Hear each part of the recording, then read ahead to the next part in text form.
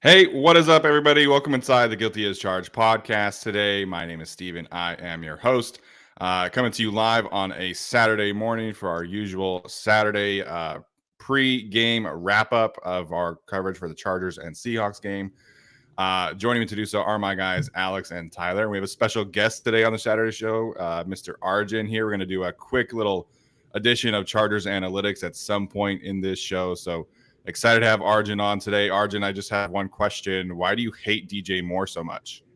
Dude, he went to Maryland, so obviously he's a rival of Michigan, right? So I can't have him on the squad. And it was for the past, now it's been like 12 hours. It's been a back and forth affair with a couple characters on Twitter, but I'm sure we're probably gonna get a lot of questions about that at some point.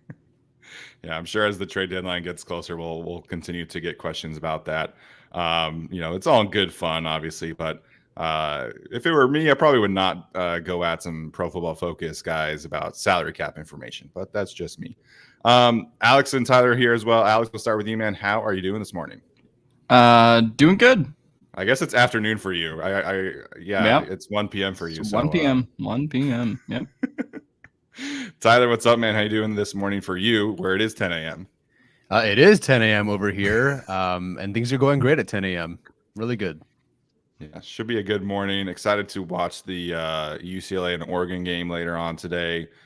Utah and Michigan both on a bye. I don't know what Rutgers is doing these days, but I don't know what Rutgers is doing either. I give up. Nice. As we always do, we will talk about the latest around the Chargers injuries. Unfortunately, a bit of an extensive week in that regard for the Chargers. First and foremost, it sounds like Keenan Allen is about a 50-50 chance to play this week. I was laughing at his quote earlier when he said that it's up to God. So I don't really know what the point of that is, Keenan, but we'll see what happens here. It sounded like earlier in the week that he was potentially not going to play this week. Now there's a chance. He said that he feels better, was a little sore in the week, but he feels better. Sounded like he was a full participant in practice yesterday. So, Tyler, do you ultimately expect Keenan to play tomorrow? And even if he's on a snap count, what are you kind of expecting from him if he does play? Maybe if God doesn't let him play, he'll tweet at God saying, WTF are we doing here? As far as Keenan playing goes, it might be limited, but frankly, whether he plays or not, it doesn't really move the needle for me. Like, this guy is barely making it to this game. Yes, he's questionable, but they don't want to have him have another setback. If he plays, it's minimal, and I'm happy to see him out there as he gets more reps before the bye than heading into the game against Atlanta. But it's going to be so minimal. And unless there's a point where you just can't get Keenan off the field because he just doesn't want to, the team is behind or whatever, and we're not going to see him that much. Mike Williams is the feature. They're going to sign Michael Benny. They're going to try to feature Carter or something. Doesn't really move the needle for me. He's not playing that much if he plays at all. Someone put the brothel comment on the screen for a reason. I didn't put that on the screen. I didn't either. All right. Well, good stuff. Arjun, do you expect Keenan to play tomorrow? And if he does, what are you kind of expecting there? I don't think he plays tomorrow. I think I personally would not want him to play, honestly, but I don't think he plays just based on how Staley's kind of treated his guys. And I think, like Keenan said, it's like 50-50, but like earlier in the week, didn't he say like it was like I'd rather like make the decision for long-term health? I think he said it to that NFL reporter, Bridget Condon. So don't really expect him to play. If he does play, it says he's going to be on a snap count, so just bring him in for the inevitable 3rd and 1, 3rd and 2 that the Chargers always find themselves in, and let him eat against Tariq Woolen or whoever the Seahawks match up against him. Yeah, it sounds like it'd be Kobe Bryant mostly in the slot, but we'll see there. Alex, I guess we'll kind of pivot here to what the Chargers are going to do without Keenan Allen, and obviously Josh Palmer is out as well with the concussion. Sounded like Brandon Staley indicated that they are going to sign Michael Bandy to the active roster, but then potentially elevating Joe Reed or John Hightower. Well, what are we doing tomorrow with the Chargers wide receiver room? If it's up to you, Alex, kind of what's the game plan here with Mike Williams, DeAndre Carter, Michael Bandy, like this hodgepodge group of Jason Moore who can't play on offense either. So what are you doing tomorrow with the receivers? Hope Mike Williams has 150 yards. I mean, that's probably what they have to do, right? And I think, in all fairness, considering what the last game was with Surtain, just clearly blanketing Mike Williams the whole game, this should be a much more beneficial matchup against the Seattle secondary, even if they have Tariq Woolen and like some of these guys who have played well in the secondary. I do think Mike Williams has a very favorable matchup here. But the depth behind him, DeAndre Carter's wide receiver 2, I guess, not in the way I would have wanted. And we've already kind of talked about, DeAndre Carter already having to do a little bit too much, more than someone who was brought in to be a kick returner / wide receiver should do. And then I guess you have Bandy and Moore and Reed and like these litany of guys behind those two. So, I mean, really what you're probably realistically getting is a lot of Austin Eckler. You're getting a lot of Sony Michel probably in passing sets too, with Joshua Kelly out, which is not something that I want, but it's probably something they have to do. And Donald Parham is out of this game as well, and so you're getting a lot of Gerald Everett. And so I don't know, like this is a very bare bones offense at this point, and they're just kind of limping into the bye, hoping they can sneak out another win here. But I don't know if there's a lot the Chargers can do other than just kind of hope the Seattle secondary doesn't play as well as the Denver secondary, which is a realistic expectation. Yeah, I definitely don't expect, the Seahawks to play as well. Kobe Bryant, I mentioned, he's a fine slot corner. He's a rookie, but he's still giving up a lot of yards. Tariq Woolen has the splash plays, also giving up a lot of yards himself. So theoretically, like you should be expecting a good Mike Williams game. So, I said on our preview show, like you have to just take what you did against Houston with Mike Williams and just copy paste that into this week and just feed him. And I do think that, they left a lot of meat on the bone with Mike Williams last week against the Broncos. Certainly you're not going to, do the usual things, slants and fade routes against Patrick Surtain. But yeah, I just felt like they left so much meat on the bone with his usage last week.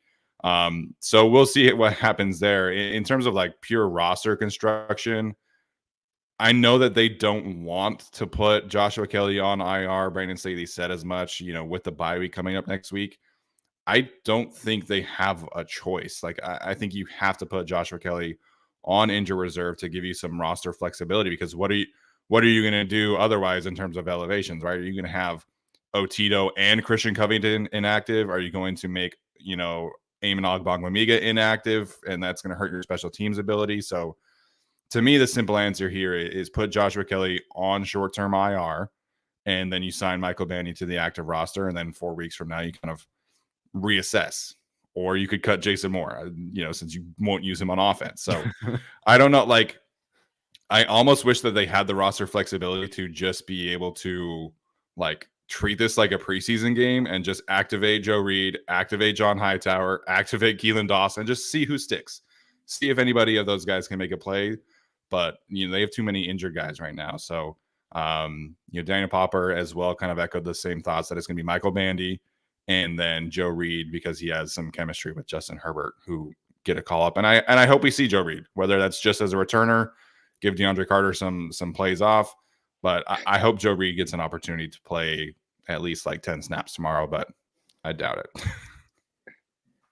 It depends. There's one receiver, I don't know who it is, but one of these receivers is going to be unused and useless and maybe get 2 snaps, and that's about it. I think that ends up being Joe Reed, but I'm a little curious if they just, for one game, because Carter is doing so much on offense, if Joe Reed is potentially their kickoff returner this game.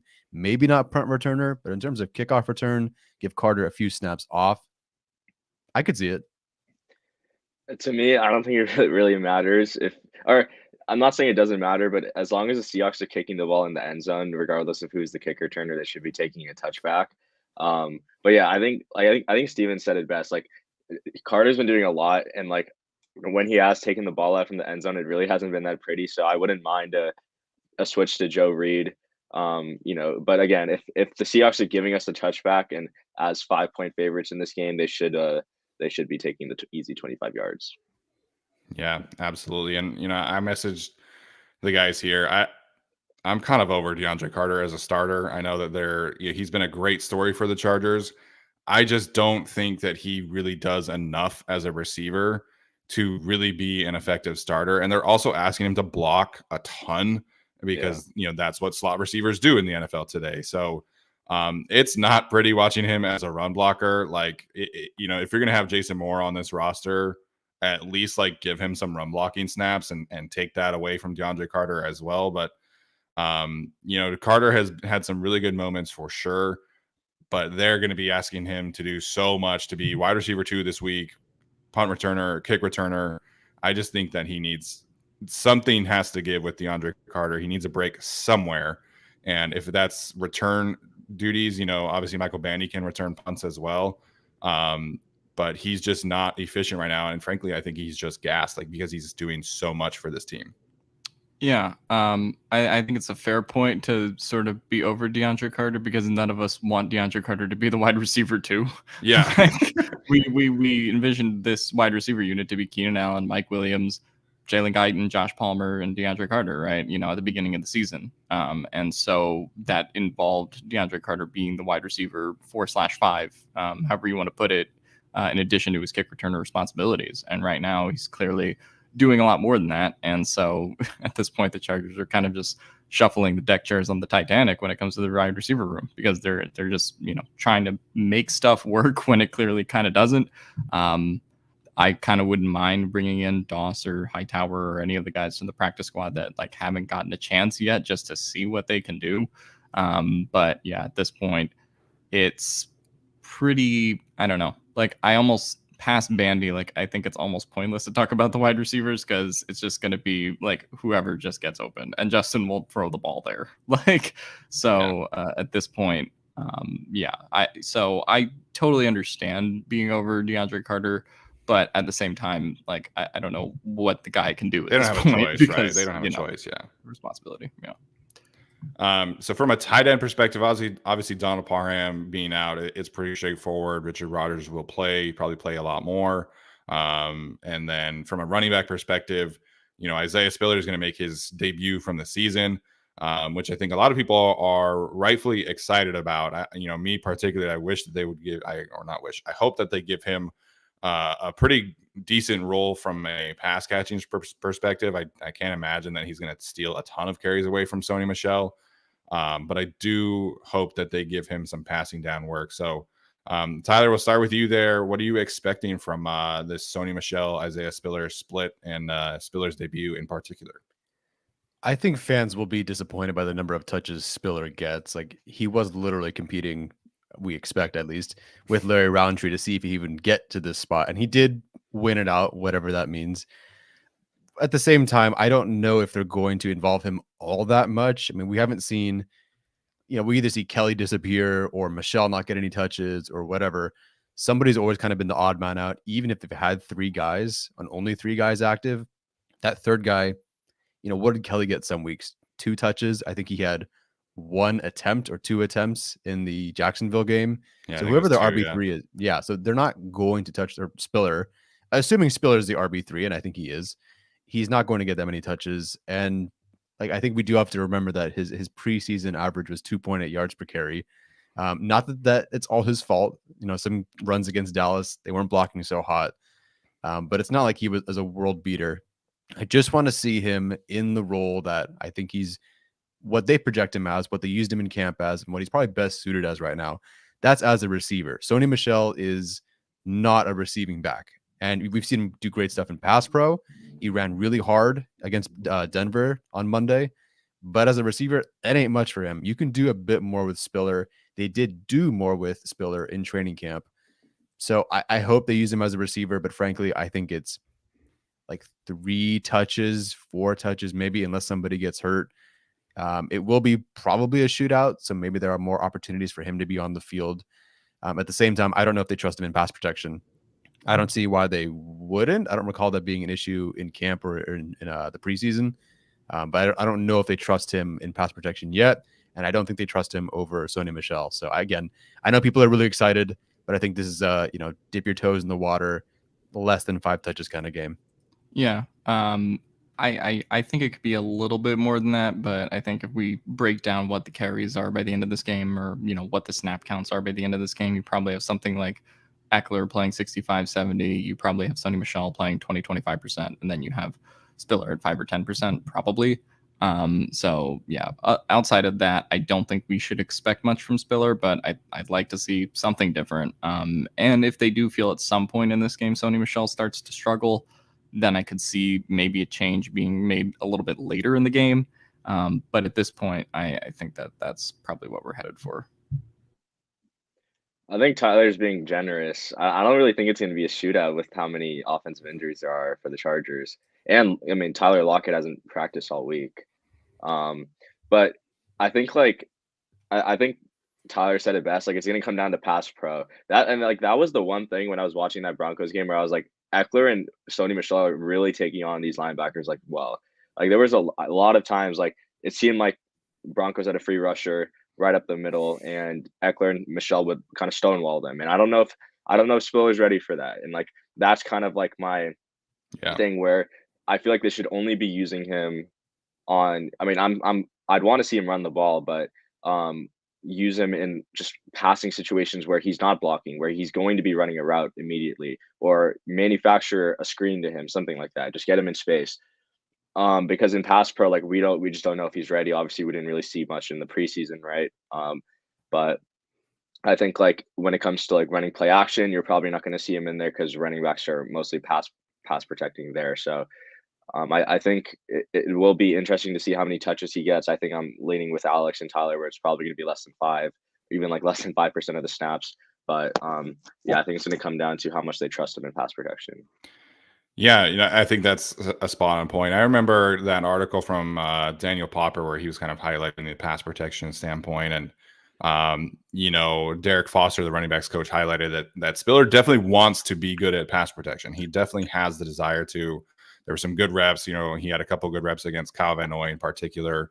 Foster told Daniel Popper, but there were a lot of misses as well, and that's to be, that's understandable. And there was in the all-in video, there was that thing with Joshua Kelly last year in the preseason game against Seattle, where he thought that he had to go outside, and he kind of ended up chipping for no reason when a linebacker and a safety came up the middle and sacked Chase Daniel. And then, Joshua Kelly's on the sideline.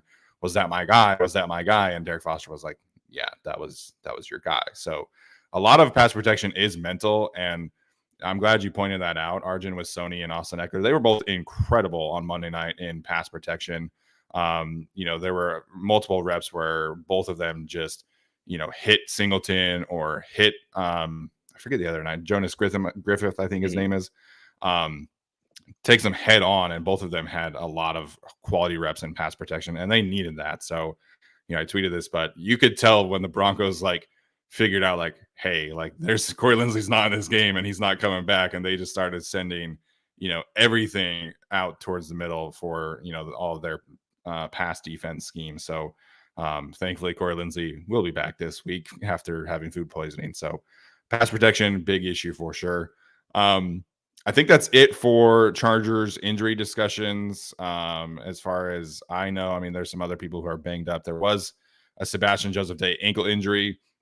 and late in the game, you could see him kind of limping off, but he's playing, so I guess it's not that big of a deal. So, Arjun, if you want to pull up your analytics presentation, we'll get to that. And then we're going to do our weekly picks, and then we'll kind of wrap it up with our we'll take some questions if we have time and give some final thoughts on this matchup. So, no baseball talk in the chat. This is not a baseball time. Oh, sorry. No, ignore me. I'm trolling Padres fans. Just ignore me. No, you're good. You're good. I get it. Padres versus Phillies has been fun. All right. So I'll add Arjun's analytics presentation here to the screen, and then we'll get some intel on this matchup from the Chargers and Seahawks game. Okay. You guys have my thing up on the screen? Yep. Okay, so I'm gonna go through a couple of things like outside of the report I put together because I think like it's meaningful. So first off, the Chargers have been awful versus the blitz this year. So you can see they rank 30th in offensive EPA versus the blitz, which is like really, really bad. The good thing for the Chargers is the Seahawks are dead last when they blitz. So it's kind of like one of those like unstoppable force meets another unstoppable force, or in this case, it's the opposite of that, right? So An immovable object meets an immovable object. Yeah, there we go. But yeah, so I think part of this reason is just Chargers don't have anyone that can get open when teams blitz, right? Like that's usually Keenan Allen's role, but Mike Williams is not that guy. Palmer hasn't been that guy. So obviously, I think this is a Keenan Allen related stat, and it's a good way to point out how much Keenan Allen means to this offense. But then again, when the Seahawks do it, it's not very impressive at all. And just looking at the Seahawks, they rank 20th in EPA per play. When teams blitz against them, they do tend to have a negative outcome on average. So the Chargers blitz has been like pretty effective so far in 2022. We saw them kind of just tear up that Broncos offensive line, but I'm sure Steven can talk a little bit about like how the Seahawks offensive line has kind of improved, right? Yeah, well, I would also say that it's a Keenan Allen stat for the Chargers, but it's also Corey Linsley's stat as well. Oh yeah, the Jaguars and the Broncos both just feasted against the Chargers front without him. So, from the Seahawks perspective, right? They have the two rookie offensive tackles who are playing well, but they're still rookie offensive tackles. They'll have some issues there, especially against Khalil Mack.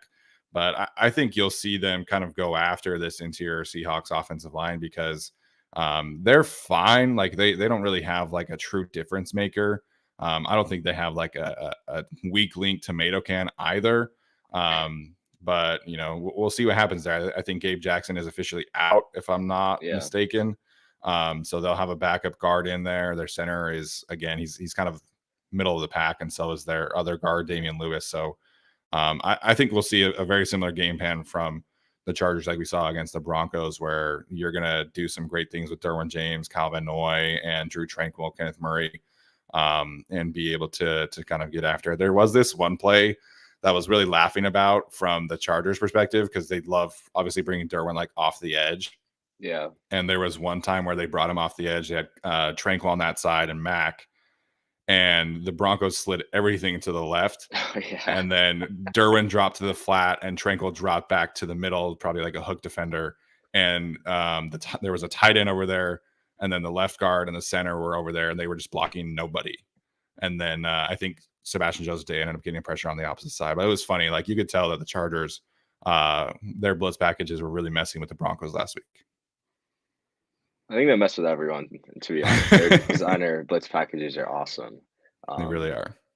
Okay, so next thing, just kind of looking at some offensive stuff outside of like the EPA stuff we normally use. So this is how often do NFL offenses convert a first down based on the down and the distance, or just the down. So the problem with the Chargers offense is like has always been their early down success. So they're definitely like they do convert first downs at a above average rate, but they convert first downs on first down at a very below average rate.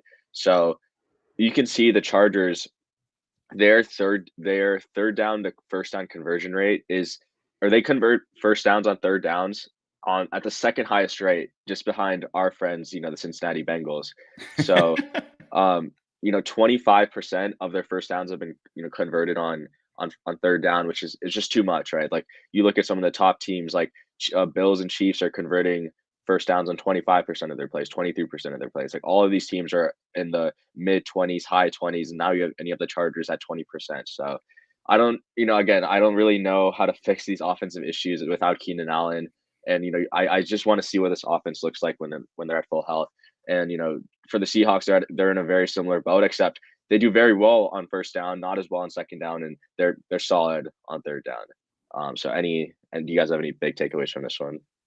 Yeah, do you happen to know how Seattle converts on first down? Was it through the air, on the ground? I know they kind of had a banged up running back room, but wasn't sure if you knew. I mean, I think I would assume mostly on through the air. I don't think I have their EPA right here, so I would assume mostly through the air. Geno's been pretty good. So yeah, if we look at their placement on the graph, they're above average in EPA per dropback, so on passing plays, and they're kind of at league average when it comes to rushing the ball on early downs. I actually think like this would be a good graph to show. So yeah, Geno, you can see, is up and to the right of this graph. So he's very, very good on early downs, pretty much averaging like 0.25 EPA per play on first and second down. So that's kind of where I'd expect most of their production to come from. Man, that Justin Herbert placement hurts. That hurts my eyes and my soul. Look at that. That's the cluster right there. Yeah. Well, and I guess the Seahawks also being kind of one of these like really good teams on first and second down maybe helps the Chargers a little bit in terms of their struggles to get off the field on third down. So, I mean, if they can at least force them to a third down, that might be a thing. But yeah, that okay. I saw Herbert next to Wentz, and I think we can move on.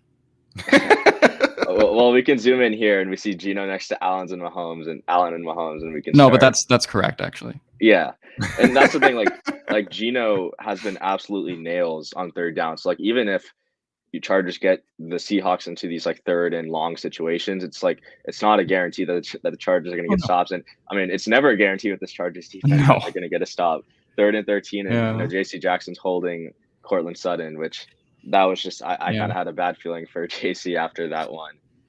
But yeah, so just looking at defense real quick, this is how often defenses allow a conversion on first down. So again, this is like the problem with the Chargers defense. Like they sometimes allow a lot of first downs on first down, like 26%. They've allowed a first down on 26% of their first downs. Like that is one of the highest marks in the league. Like that probably ranks in the top 5. Where they do have a lot of successes, they're pretty good on second down. And, to their credit, they have been really good on third downs at times. And I think part of that is playing guys like Russell Wilson who just can't get off the field can't stay on the field. There you go. But yeah, like the Chargers defense has, I think, been pretty solid in games where like they've needed to step up. The Seahawks defense, on the other hand, is an absolute privilege. And, that's kind of why they're at the bottom right here. Yeah. So, I mean, I think that's why a lot of people kind of expected this to be a high scoring affair. But we'll see with, what happens with the Chargers injuries and everything like that. Obviously we'll get to our predictions here in a second, but I think it should be, at least for Herbert, it should be a good bounce back for him, at least from a quality of life standpoint, if you want to put it that way. Yeah. Okay, so like I'll just run through the last couple of graphs. So this is like, I know a lot of people have been kind of talking about Herbert's ADOT, and they do have some. I think the qualms are fine. Like you can see that there's a higher density of passes behind the line of scrimmage in 2022 compared to 2021, and his intermediate throws. So you can think like this area right here, this blue part is 10 to 20. The density or the rate at which he's throwing those intermediate balls are much lower, or not much lower, but they're definitely lower than what they were in 2021 for obvious reasons. I think the other part is like he actually has been throwing the ball like deep through the air. Not that it's like really been working out, but so basically the change in Herbert's like air yards or throw type, throwing the ball behind the line of scrimmage a lot more in 2022, hasn't been throwing the ball in the intermediate range as much, but he has been airing it out just a little bit more. Yeah, so I mean, a lot of this makes sense. You watched, especially the last game where it was like screen to Eckler, swing pass to Palmer, screen to Eckler, swing pass to Palmer. So, that's one of the reasons. This graph is one of the reasons that I would love like a Kendrick Bourne addition to this team. Yeah. Be able to really access the middle parts of the field at a higher level. Obviously, people are asking about Elijah Moore. Like that's the dream, but the Jets are not going to trade him. I think that would be really foolish for them. But you can go out and get a guy like a Kendrick Bourne, or Tyler's kind of talked about Terrace Marshall. He's an unproven guy, but there are options available to the Chargers if they want to go make a move. But it's also why I just think this team really needs to get to the bye week and just be able to kind of adjust to what the new personnel is like, and adjust to Keenan being back, and adjust to all these things. So health perspective, schematics perspective, this team really just needs to get to the bye week, and if they can do it at 5-2, that would be fantastic. So my biggest takeaway from seeing a graph like that is go get Kendrick Bourne and get to the bye week and make some adjustments. Yeah. Okay, so I'm not going to go through everything just because the report's obviously pretty long. I'm just going to go through the graphs that I think are important. So Seahawks, they run 11 personnel pretty much 50% of the time, which is the fourth lowest rate in the NFL. I think the thing with the Seahawks is they have a lot of their tight end room is pretty solid. Noah Fant, Colby Parkinson, and then Will Dissly. Will Dissly did get the 3-year, $24 million extension. So Seahawks, I think, have the highest rate, or one of the highest rates, of 12 personnel usage in the league, and one of the highest usages of 13 personnel in the league. And if we see how they perform, they're very good out of 11 personnel. They average 0.158 EPA per play. They're pretty unpredictable. They don't really run or pass much over expected.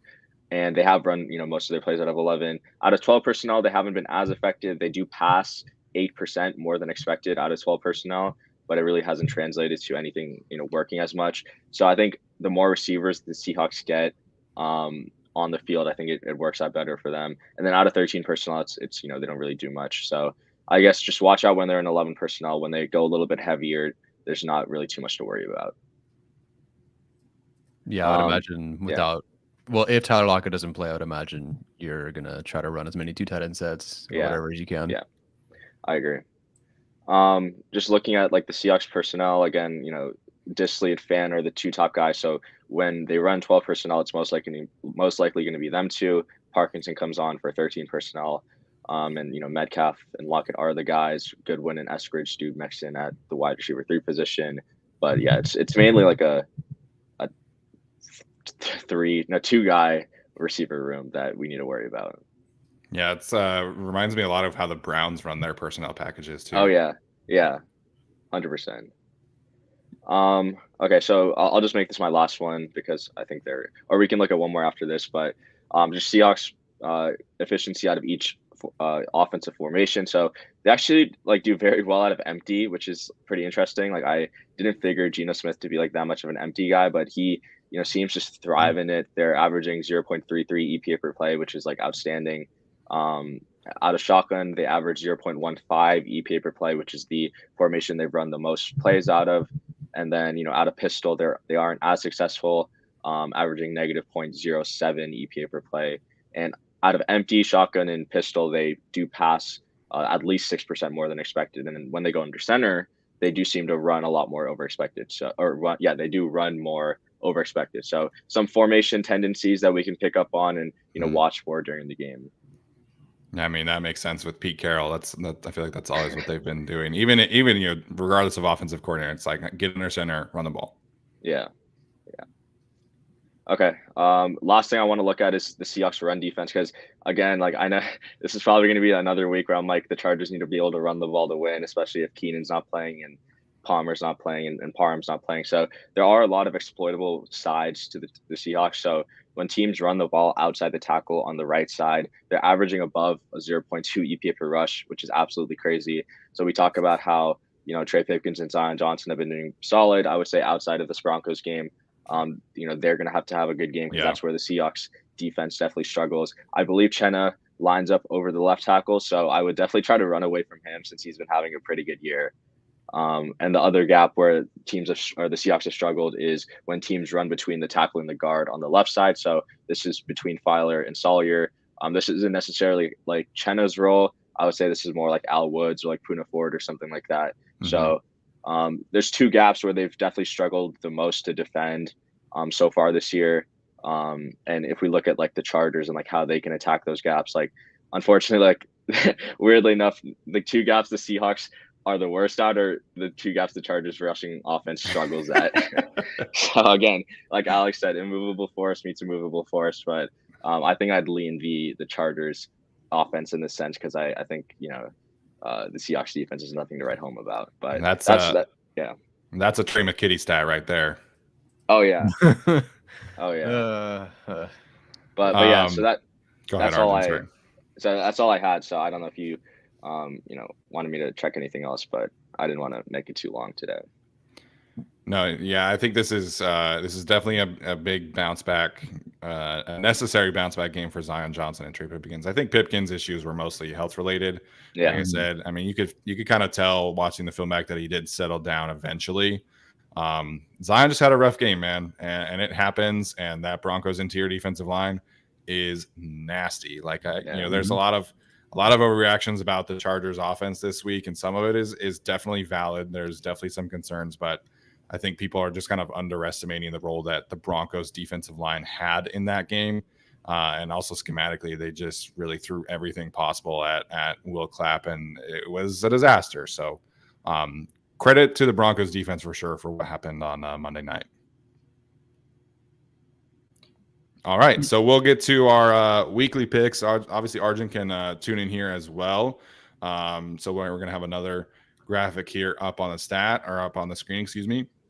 And then we will obviously have our Chargers prediction here. So current standings for the three of us, I am in first place. What a shocker from last year. Hopefully that continues. 15-9 for me, and then Alex and Tyler are both 13-11. So Alex gets to go first this week, and then it'll be Tyler and then me, and then we'll snake it over there. So this is an ugly week of NFL games. There's not a ton of great lines, not a ton of great games. So Alex being first, I think, is a big advantage. So Alex, take it away, man. Who's your favorite of the week? This week sucks because there's no easy win for me or Tyler to go with the Eagles since they're on bye. So that's depressing. But I will have to go with Tom Brady and the divorced Pirates over the Carolina Panthers. 13-point favorite. We're not taking, money spread or any point spread or anything. But yeah, Carolina is done. I mean, they're just traded Christian McCaffrey, traded Robbie Anderson, and I mean, the Bucs need to bounce back at some point. So, I mean, that feels like a pretty safe one. And then again, I thought Packers-Patriots was safe a couple weeks ago. So, never know with any of the double-digit lines, I guess. Yeah, I mean, thankfully, this Carolina team seems to actively be trying to also lose. So that kind of works out in your favor there as well. Yeah, I think the biggest point spread. Also, quick update, because I know people are watching and it just got announced Wilson is not playing.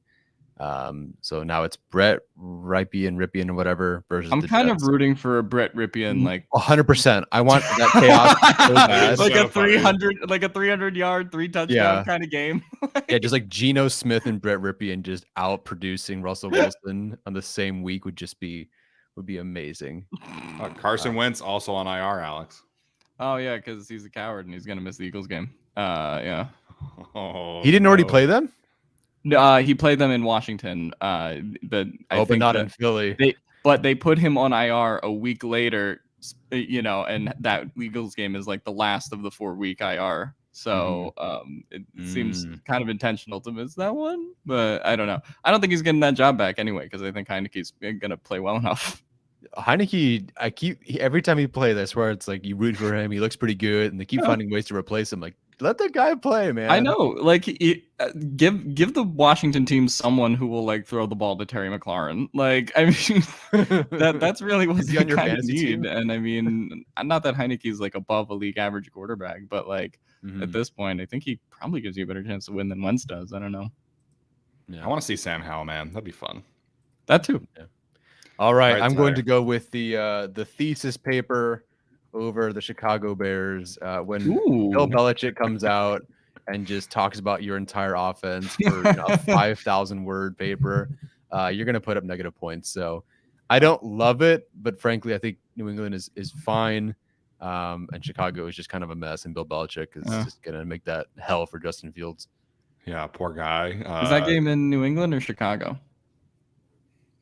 I don't know. Chicago. Okay, so I mean that's a Patriots 24, Bears. No, Patriots home game. That's a Patriots 24, Bears 164-yard run from Khalil Herbert kind of score probably. Well, just like a 24-3 game if they're lucky. Pretty much. Poor Bears, man. Poor Bears. All right, so my favorite of the week, I am going to go with, I've picked them a few times and it hasn't really worked out, but I feel like this should be a good matchup for the Baltimore Ravens against the Cleveland Browns. Obviously, we all saw what the Browns' run defense is like, so I would expect the Ravens to be able to bounce back. And they've led by double-digit points in every game so far this year, and they're 3-3. So yeah, this is a must-win game for the Ravens as they try and kind of save face in the AFC. All right, so for my underdog pick here, again, ugly week. I almost feel like I just have to take like the best team that's an underdog, and that to me is the Niners against the Chiefs. Mm-hmm. They're only 1.5 point underdogs, but if I'm gonna pick an underdog to actually be competitive this week, I like the Niners should theoretically get Nick Bosa and all these guys back. So maybe Christian McCaffrey has a big touchdown play or something like that. So the Niners are the only underdog that I feel good about even like making a game close and covering. So I'm gonna go with them. Yeah, I like it. We'll see. Probably no McCaffrey this week, but I think it sounds like he's gonna play, but it's gonna be like 10 snaps. It's gonna be basic, like limited. Basic like Texas route here, toss play here, stuff like that, red zone packages. So we'll see. And then their fourth running back ends up producing him like clockwork. Probably. Am I next or is Alex? That'd be you and then Alex. Okay, I'm going to go with the team that keeps on going. I don't know why they're underdogs unless I read this wrong. Well, I guess I know why, but I'm going to go with the New York Football Giants, the Cinderella story right now over the Jacksonville Jaguars. I believe they're in Jacksonville, and that's why they're underdogs. Yeah. Things have changed, but yeah, I mean, you beat the Packers, you beat the Ravens, and I think you can beat the Jaguars, so I'll go with that one. Not a bad one. Okay, I have to ask this. What is the line? Because I'm seeing so many different things. What is the line on Jets-Broncos? They were... Shoot, it was on my... What is it now? The Jets are currently favored by 1 according to... Because, when I looked this morning prior to the Ripien announcement, I think that the Broncos were a 1-point favorite, which still was weird to me, given how the last couple weeks have gone. Bunch of them still have Broncos favorites, but MGM has Jets -1. Yeah. Okay. I'll go with the Indianapolis Colts as 2.5-point underdogs against the Tennessee Titans. It's an AFC South game, so I don't know who wins, but that's usually how those go. Yeah, absolutely. That's going to be a toss-up. We'll see what kind of happens there. And then, Alex, you get your either-or pick first as well. Okay, yeah. I mean, I'll ride with it. I think the New York Football Jets will defeat the Denver Broncos. That feels like a fairly safe one now. I mean, it's in Denver, and wild things always happen there. But down to Brett Ripien, the Broncos are injured, and the Jets defense is hot right now, and they're kind of playing with house money in this game. So I'll take the Jets. Nice. I like that one. All right, Tyler, you're next.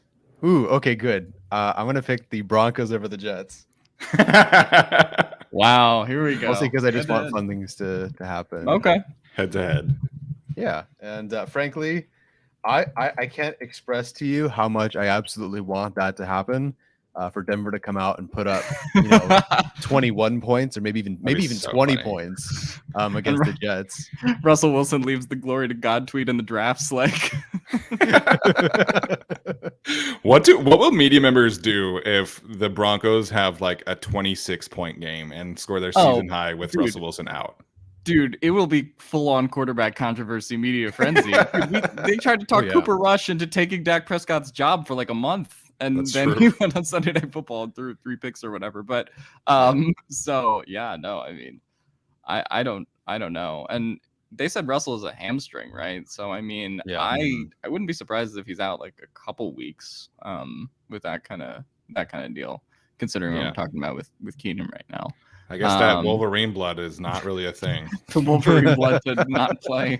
Yeah, so I could see Denver winning that game with a potential upgrade at quarterback, but I think I'll stick with the Jets and Sauce Gardner, probably defensive rookie of the year right now.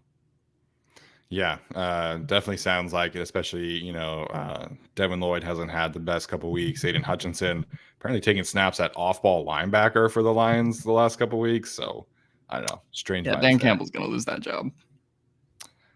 They're so fun on offense, which is so weird. But, yeah, I wish the Lions were a more competitive team. But, all right, so for my last pick here, I'm kind of surprised it lasted this long, but Tua is back in Miami, so I'm going to take the Dolphins over the Steelers. Really only have to score like 20 points to beat the Steelers these days, so do expect that to happen. Miami home game as well. So I'm going Dolphins over Steelers. Yeah, there were several other very intelligent picks I could have made, but Denver over the Jets is just too hilarious to pass up. So I'm going with that one. I respect it. It's all about the vibes. I get it. True. All right, so we'll keep the same order here for the Chargers score predictions. You guys in the chat, let us know what you think as well. And we'll have some fun with this one. I would expect, obviously, Seahawks coming into town. We got the Uchenna and Nwosu revenge game. Geno Smith also potentially a revenge game, although things obviously ended pretty well with him in the Chargers because he was a backup quarterback. But I like how Derwin was kind of talking about his experience playing with Geno from his rookie season, potentially giving them some intel. So we'll see what happens here. But Alex, we'll kick this off with you first and foremost. What's your score prediction for this week? I'm excited for this one. I think I'm gonna pick the Chargers to win the game. Very positive of you, but it just like something just feels wrong about this game. And man, if JC Jackson didn't just get benched, I would feel a whole lot better about him going one-on-one versus DK Metcalf for a long amounts of time. But then again, if something does go wrong there, Brandon Staley has also indicated that he's not, afraid to, pull JC and put in Michael Davis in that case. I don't feel good about this because Geno Smith has been so good. And if Tyler Lockett is able to find a way to play in this game, then that creates problems for the Chargers secondary. But like Arjun said, I do think Seattle is a pretty exploitable team in terms of what their weaknesses are, particularly on defense. And, obviously their offensive line is sort of a work in progress right now. Obviously some places where they've gotten better there, but I still think the roster, like in theory, if you put the Chargers roster against the Seahawks roster, then it should, the Chargers should win 9 times out of 10. Even with the injuries, yeah, I think that's fair. Even with the injuries, but I don't know. I don't think the Chargers should be favored by 5.5 for this game. I don't know why they are. Aside just from like injuries and randomness, and they're at home, which I mean, with the Seattle fans that might fly down, I don't know how much of a home field advantage that is. We'll see. I'll say Chargers 27-26. Wow, 1-point win. Okay. I don't feel good about this one at all, just because of how hot the Seattle offense has been. Could potentially turn into like a semi shootout kind of game, although I don't think it will because of the injuries. But the Chargers secondary worries me going against this type of Seattle offense that has had a lot of success on first and second down, and Geno Smith has been able to really propel them on third down, which has been a problem for the Chargers going back a couple years, but particularly this year. I will say before Tyler jumps in, if Tyler Lockett plays or doesn't play, I frankly am not worried there. Like Bryce Callahan has been one of the best slot corners in the league over the first 6 weeks, and so it's going to be a battle for sure. But I'm not expecting Tyler Lockett to have a huge game this week. I think if there is a receiver for the Seahawks that's going to go beast mode, obviously it's going to be DK. But we'll see. Again, Tyler Lockett might not play. That might be a moot point. But I trust Bryce Callahan in that matchup if Lockett does play. Yeah, Did you see the compilation of Tyler Lockett falling down after the catch?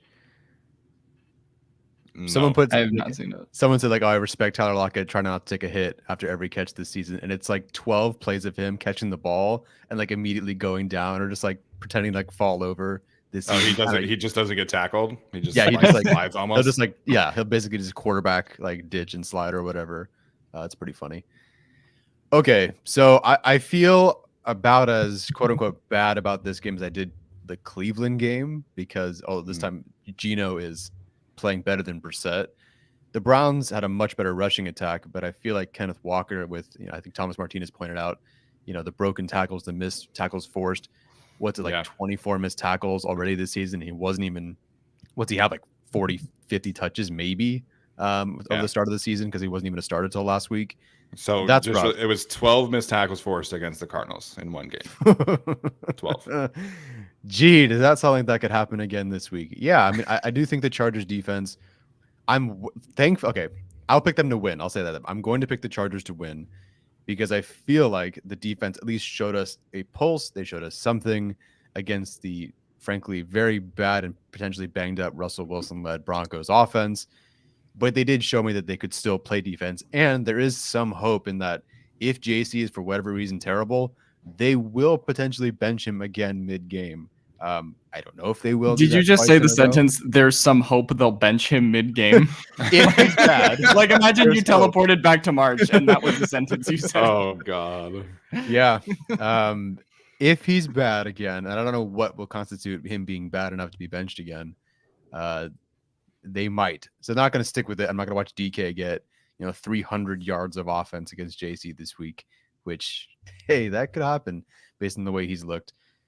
I don't think a lot of people in the chat are picking 30 plus points for the Chargers. I just don't see it. I mean, you don't even have your kicker first off. You don't have Kelly. You don't have your RB2 or your real RB2. I think it's possible someone like Spiller makes some sort of mistake. Herbert didn't look super sharp last game.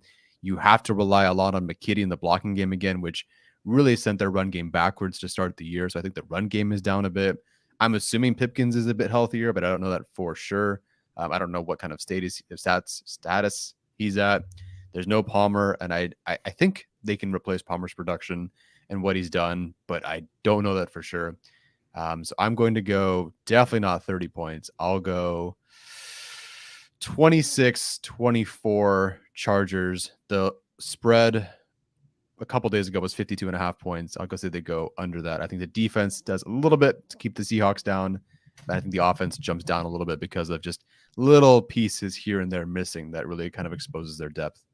Bertolette has to be one of the practice squad activations, I assume, right? Yeah. Now that Hopkins is injured. I don't think they want to put Hopkins on IR unless they absolutely have to. So I would just expect them to activate Bertolette this week and then activate Bertolette against the Falcons if Hopkins still is not able to play by then.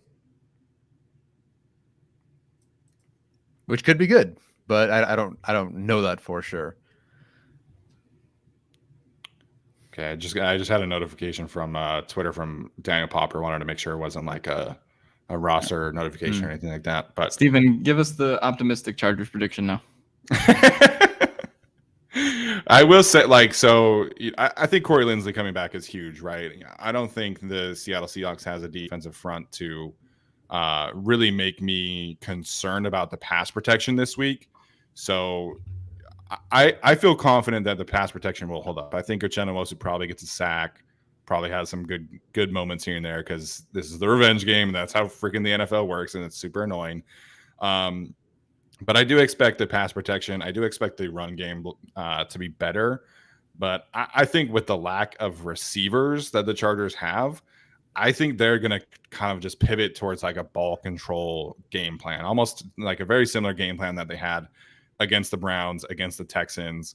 And I think it will work, but I don't think that's going to be enough possessions for them to cross 30 points. And so I do expect a run-heavy approach, and I think that's the right approach.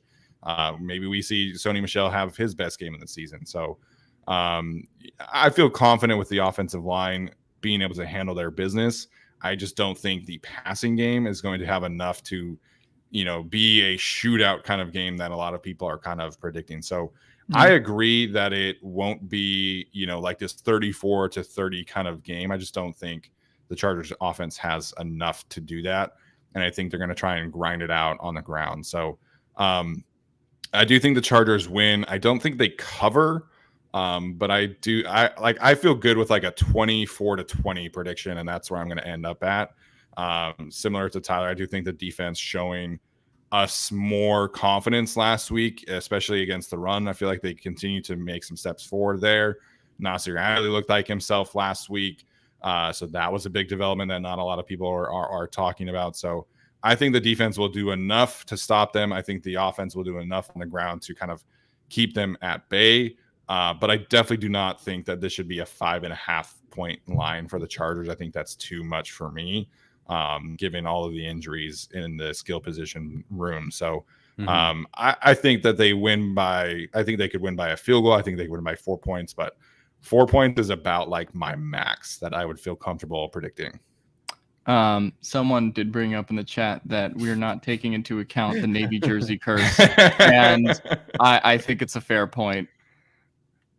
It's so weird, man. Like, so many NFL players talk about like looking good and playing good, and like all of the players love the Navy uniforms, especially the big guys. The big guys love the Navy because Navy is a much slimmer looking uniform than baby blue or yellow or white. So it is strange that the Navy blue has been an 0-for-3 kind of game for the Chargers. What are the 3 losses? It was the Bills game a couple Bills years in ago, 2020, Patriots, and then Raiders.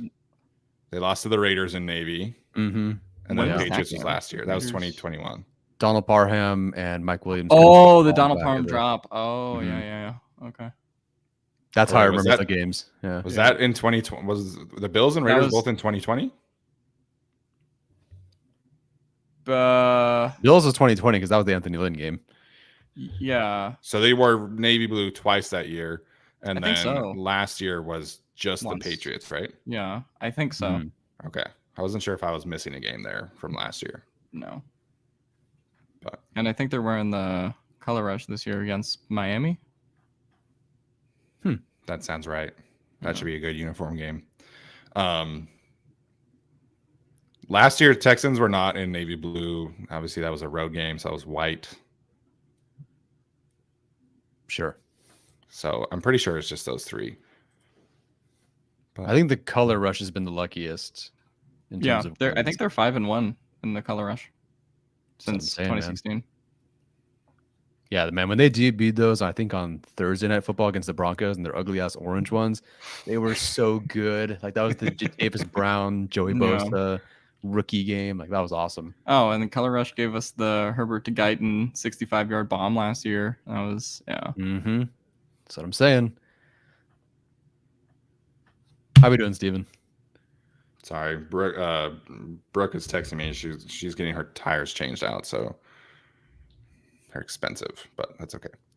All right, so we'll take some questions for a few minutes here. Obviously we had a bunch of trade conversations. If you want to ask a trade question not related to DJ Moore, feel free to do so. Take questions for her. That means that you're gonna get questions.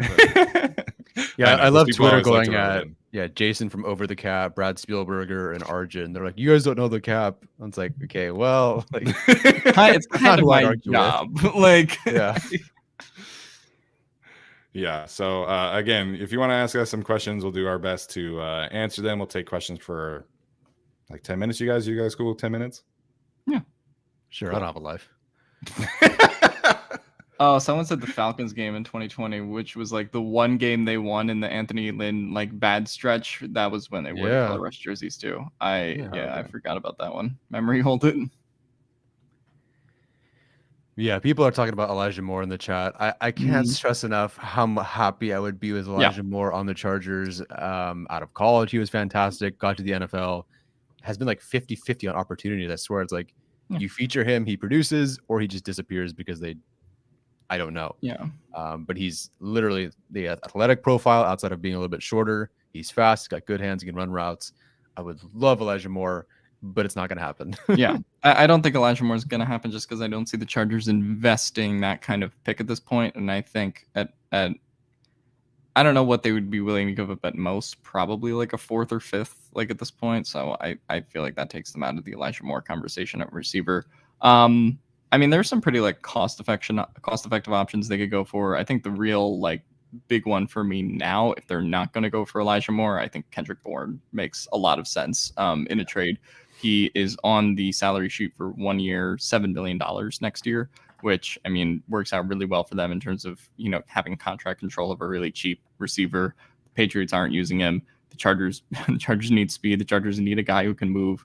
And I think Kendrick Bourne would work really well kind of in this offense. As far as DJ Moore or Elijah Moore, don't think that's going to happen. But yeah, I think the Chargers could go into kind of the, you know, guys who are probably going to be sold last and, you know, get some bargain bin guys that I think make sense. Yeah, the DJ Moore thing is just it's there's no chance. Like there's just no chance for the Chargers to make him work, and in both from a cap standpoint and also from a draft capital standpoint. Because I mean, they just got you know, a 2nd, a 3rd, and a 4th, and next year's 4th for a running back who is expensive and can't stay healthy. Like you're talking about a young receiver who's been 1,000 yards player for I think 3 of his 4 seasons, and the first one was really close. So there's just no chance that the Chargers are in on DJ Moore. There's none. Like people can stop talking about it. There's just no feasible way. So Elijah Moore, obviously, I would love that. You know, he was one of my favorite players in his draft class, and that would be a fantastic addition. But again, I just the Jets. Why would they trade Elijah Moore? They have no reason to do that. So, you know, it's not like he's been an unproductive player. It's not like he's been a character concern. He just wants the ball more, and that's an easy fix. Just give him the ball more. Like, you know, I just don't see it. Yeah, I mean, they're sort of in a weird position too because they're 4-2. Why are the Jets going to sell at 4-2 when the defense is playing as well as it is? And they still have Garrett Wilson and Elijah Moore and like all these guys in the receiver room who can produce. Obviously have found, you know, their running back, one of the future in Breece Hall. Maybe Zach Wilson should just like play better, and then that would solve like a lot of these trade concerns. I don't know. Yeah, they're still like a bottom tier EPA per draft back team, and that's obviously a problem. So Kendrick Bourne is a good one. Tyler's talked about Terrace Marshall. That would be a good one. Again, he's more of an unproven commodity here and might be potentially taking on a bigger role without Robbie Anderson. Darius Slayton's a good one I would like as well. You know, he's on the last year of his rookie contract, so you're only renting him for the rest of the season. He's a speed threat. I know Alex has some very poor memories of Nelson Aguilar, but again, you're not asking Nelson Aguilar to be like a wide receiver 1 or 2. You're just asking him to be a speed threat. You're asking him to catch the football, and he has 10 to 20% drop rates throughout his career. Like, that's the problem. What's the difference between him and Jalen Guyton outside of contract? Jalen Guyton has a torn ACL and Nelson Aguilar doesn't. Like, that's the difference. But sure, I think Jalen Guyton is also naturally faster. Like, I think I don't know, Nelson Aguilar doesn't strike me as like a burner type guy. I don't think he was really ever like a 4.3 speed dude in the way that Guyton was, at least in terms of how he played a little bit later on in his career now. But I don't know. Like, that's fair. Yeah, I don't know. I think the Chargers need someone who's a little bit shiftier than Nelson Aguilar is, and also like, yeah, I don't know. The drop rate, like if we were concerned about the drops last year and everyone on the team was dropping the ball, I don't know if Nelson Aguilar is the guy to bring in. Yeah. No, I was about to say wouldn't be opposed to it, but I am opposed to it.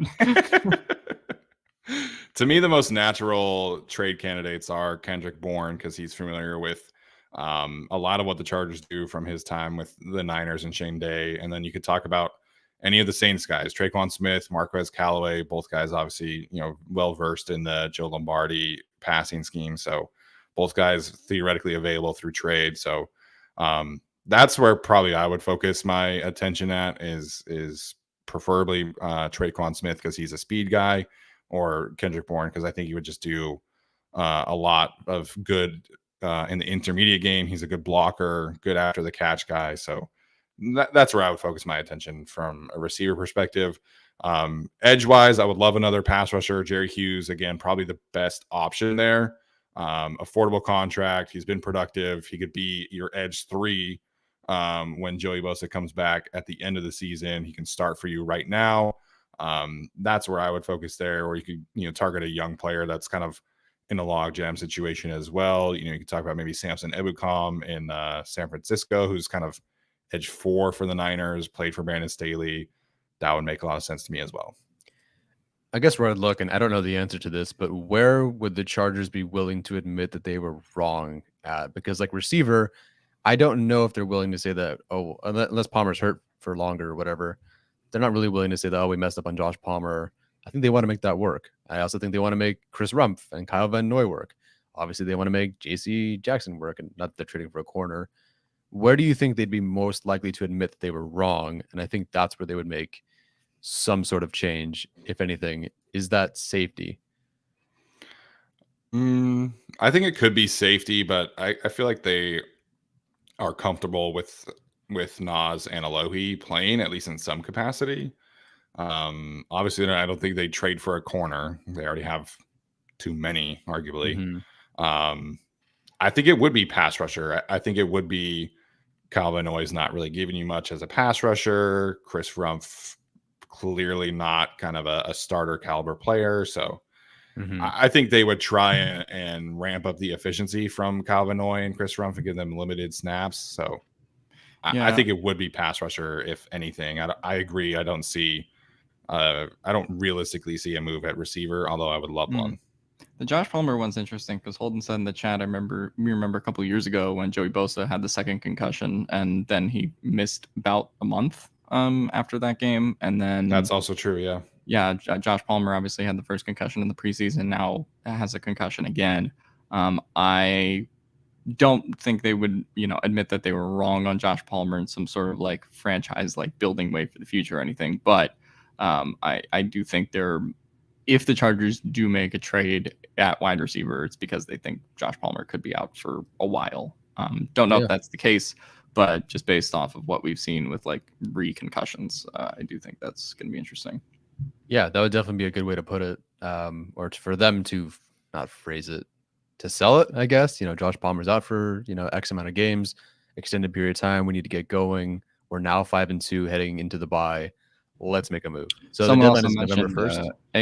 ASJ from last year, because I do believe he missed like 2 or 3 weeks after the second concussion. Don't remember exactly, but yeah.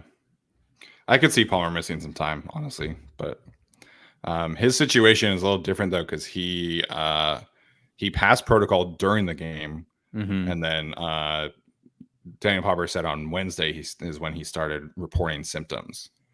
So I don't know. Lots of questions about Joey Bosa's status going on. Jake C, a couple others asking about it.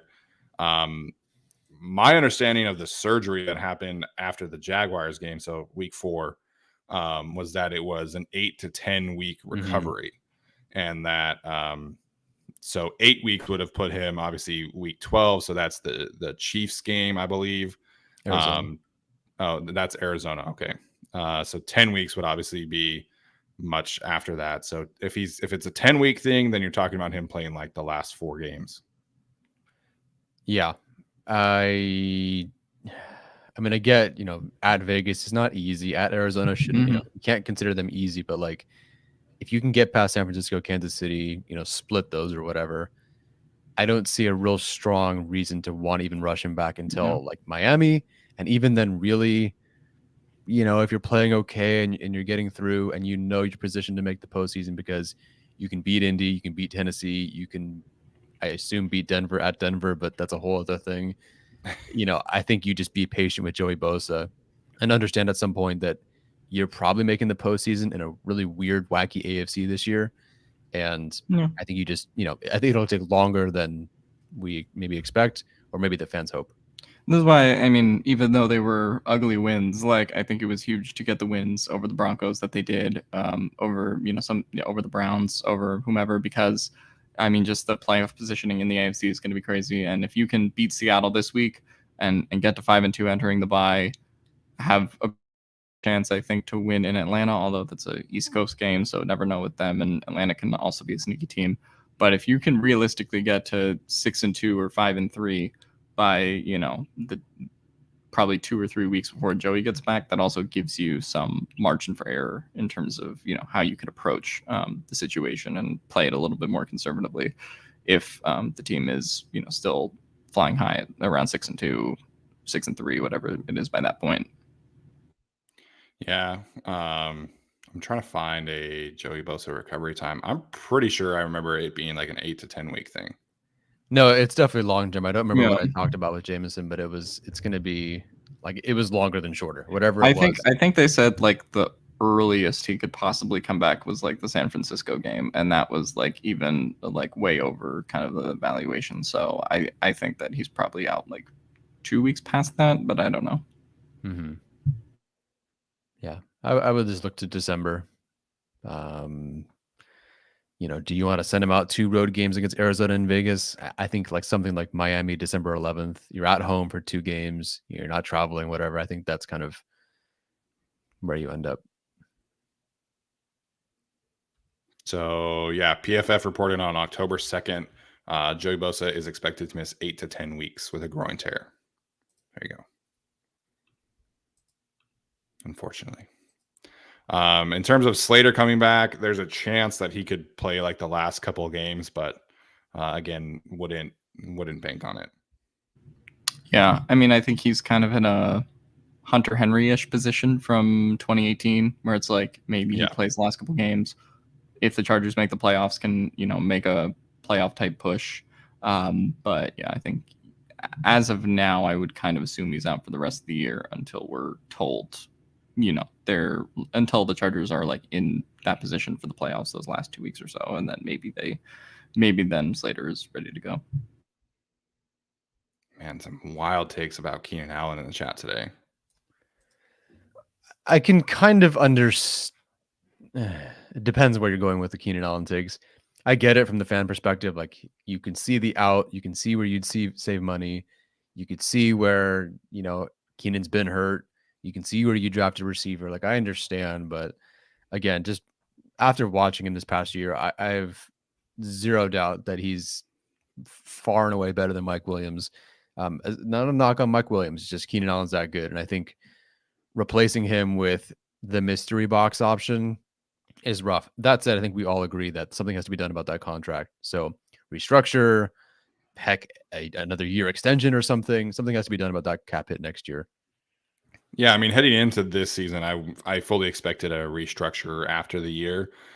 Just made too much sense to free up some cap space. But people talking about cutting Keenan after the season or trading him, like we're all watching what this offense looks like with Keenan Allen. And should they have prepared better for this life without him? Absolutely. You know, we've talked about it. You know, this is they were banking on a Josh Palmer breakout season, and it hasn't happened. You know, he's been injured, but when he wasn't, he was not very good. So you're asking so much of this offense to be effective without Keenan Allen next year. Like, I can't get there. Like, I think to me, the receiver plan is pretty clear. Like next year, you draft one early on in the season and early on in the draft, second, third round. Hopefully somebody that can actually threaten the field vertically. And then that person is your Mike Williams replacement after the 2023, 2024 season, depending on what you want to do there. But talking about cutting Keenan Allen after the season is ludicrous. Yeah, I think that if the Chargers had drafted a receiver like in day 1 or day 2 of the draft this year, then you know, I think that could have like been a possibility to like move on from Keenan at that point, but they didn't invest any wide receiver resources in the draft. Didn't really. I mean, they invested in Mike Williams and invested in Keenan Allen.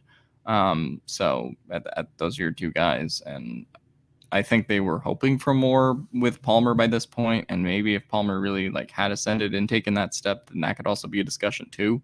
But at this point, I don't see any real benefit to cutting Keenan Allen. No, he's still too good. To me, he was still, you know, a borderline top 10 receiver last year.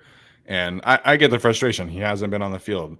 You know, hamstring injuries can be really tricky. So once he comes back after the bye week, I fully expect to start seeing regular Keenan Allen. mean, obviously he won't be like a Pro Bowler this year because he'll have missed too many games. He won't hit 1,000 yards, but him coming back after the bye week is going to be huge for this offense. And it's not too many excuses. Guys get injured. He re-aggravated the injury. Shit happens sometimes. Yeah, I can't wait to see Justin Herbert getting back to Keenan Allen. Like just from day one, Herbert with no practice is like Keenan Allen the entire game sometimes. Against the Jets, it was like 14 targets. There's just something different. There's a comfort level for Herbert. You don't turn the ball over as much, although it hasn't been all that much this year. You find him on third down. You find him on fourth down. You move the chains with him. He's also technically your best 20-plus yard deep threat. Maybe not 40 yards, but your best 20-yard deep threat, I think, is Keenan Allen still. I know people will disagree. Whatever. Him back, it'll be huge. Yeah, I mean, and like Keenan, even week 1 versus the Raiders this week or this year, like I think he probably had like 50 or 60 yards by the time he got out, and he played a whole quarter and a half. So I mean, yeah, he is just so important, especially if people want downfield shots and like opening that part of the offense. Like that's what Keenan contributes to as well with his route running ability, and we saw that a little bit in the Raiders game as well. Yeah, and I think you can transition the receiver room down the line to be not Keenan Allen centric, and I think that we'll see this receiver room be very different next year. But like Keenan Allen can play for a very long time with Justin Herbert. It's a chemistry thing, it's a route running ability thing. So, barring more injuries, like I think Keenan Allen absolutely stays on this roster longer than Mike Williams does. I felt that way in the summer, and I still feel that way going forward. I feel less certain about that, but if I had a gun to my head, I would pick Keenan. Just the way they also made Mike Williams' deal was like, yeah, we like you a lot, but like for 2 years. Yeah. Keenan's deal after this year is 2 years left, right? Yeah, both of them have 2 more years. So in theory, yeah. They're gonna have to pick between the two of them at some point. Yeah. But yeah, just officially, since we're talking about it, Keenan Allen is under contract through 2024. After the 2023 season, they could cut him and save $23 million. So that's where we're at with Keenan. They could certainly restructure him after this year. Again, that's kind of what I would expect. That would free up nearly $10 million for 2023. And then that would lower his cap hit again for 2024. So that's where Keenan is at. In terms of Mike Williams, again, he's same kind of contract in terms of the timeline. So they cannot cut him next year. Next year they would take on a $26 million dead cap hit if they decided to cut him. However, in 2024, they could save $20 million by cutting him. Is taking on a $7 million cap hit. So if they wanted to restructure him next year, that's not really a super effective move. They would only save $5.5 million in cap space. So Mike Williams will be on the roster next year. Keenan Allen will be on the roster next year. It's just a matter of probably restructuring Keenan to free up some cap space. So there you go. Unless you guys have another question you wanted to get to, I think that's a good place to stop. One more, Todd Miller. For odds we make a move before the deadline, let's go over under 10%. I'll say under. When is the deadline again? The first? Yeah, November 1st, I think. So it's like not next Thursday, the Thursday after that, I think. I will say I think I'll go over 10% a little bit just because they're on their bye week now, particularly, and like they can take the chance to reevaluate things. And if they want to make a trade, the positioning of the bye now probably makes it a little bit more likely. But positionally, I don't think they're trading for a wide receiver. I still don't think they're trading for like an edge defender or something. So, I mean, those are kind of the two positions I would look at anyway. And maybe I'd go like 15. Yeah, if I say over, it would not be by much, right? Yeah. I think there's a good chance that they make a free agency move if they get out there, but They obviously did the Andre Roberts and Dustin Hopkins thing last year. I don't think it's out of the question that they make some kind of change over the bye week. Yeah. I don't know if it would be a trade. Again, I feel like they have some easy trade targets out there that would be pretty cheap. Throw a 6th-round pick for Traquan Smith or something like that. 5th-round pick for Kendrick Bourne, whatever it takes there. But it's not super high. I would say, again, if I'm going over, I would say 15%, 20%. I definitely think there will be some reconstruction at a couple areas of the team. I think the bye week last year was when they decided to pull the plug on the KJ Hill experiment, and then they brought in Andre Roberts. So that was around that time. So, there can be some moves made. I just don't think it's going to be, what people want in terms of a DJ Moore or any of those kinds of players. What's up, Tyler? What are you looking at?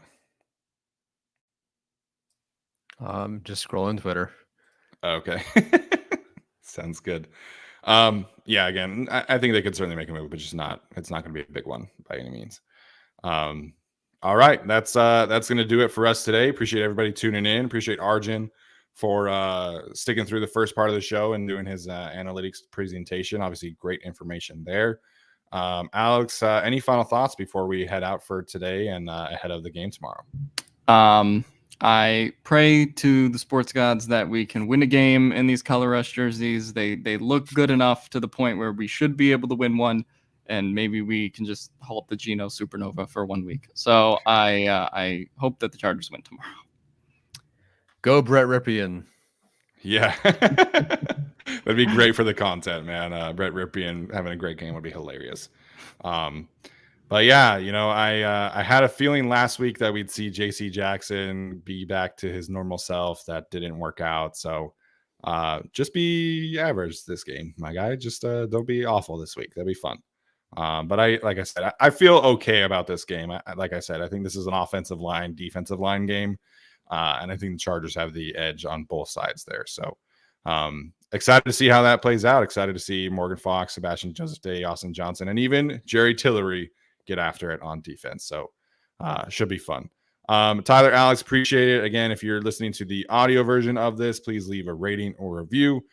We always appreciate all of the positive feedback on those audiences as well. So we'll be going live pretty much directly after the game tomorrow, since it's an afternoon game. So we'll be about 15 minutes, 20 minutes after the game. We'll keep you guys posted, but hopefully it'll be after a win. So again, thanks so much for tuning in today, and we'll see you tomorrow.